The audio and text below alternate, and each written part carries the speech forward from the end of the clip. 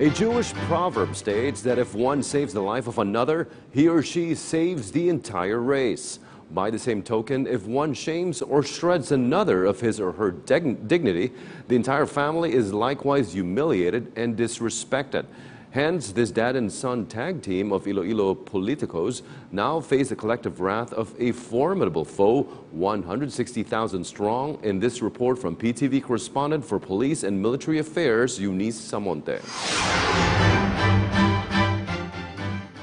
Bruised and wounded. This is PO3 Federico Macaya from Gimbal MPS after being hit by Iloilo Representative Richard Garin and Mayor Oscar Garin on Wednesday dawn. According to the initial report of the PNP, PO3 Macaya was disarmed by the politicians, was handcuffed using his own cuffs, and was spitted while being aimed by a gun. This incident is something not acceptable for the PNP. Cases will be filed against Representative Garin and his father, Mayor Garin.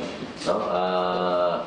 Si Mayor Garin may kasong grave coercion at grave threat, at si Mayor, si Representative Garin naman, cases will be filed against him for direct assault of persons in authority, alarming scandal dahil siya ay nagpaputok ng baril niya. Other than the cases filed by Western Visayas Police, the PNP also revoked the rights of these politicians to carry firearms, most especially because some of its guns are already considered loose firearms.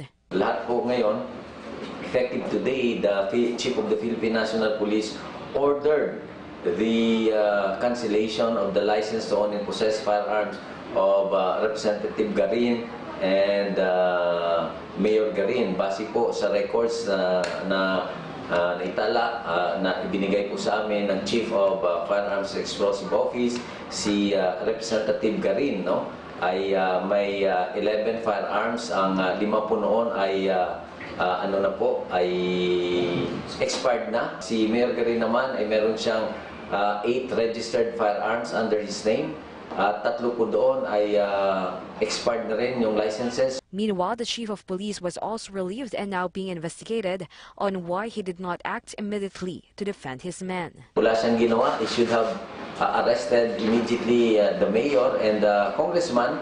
Why is that so? We do not know. That's why an investigation is now being conducted as directed by the Chief PNP. Although the PNP talked to the politicians personally, it is decided that the case filed against these politicians will still push through. Eunice Samonte for The Nation.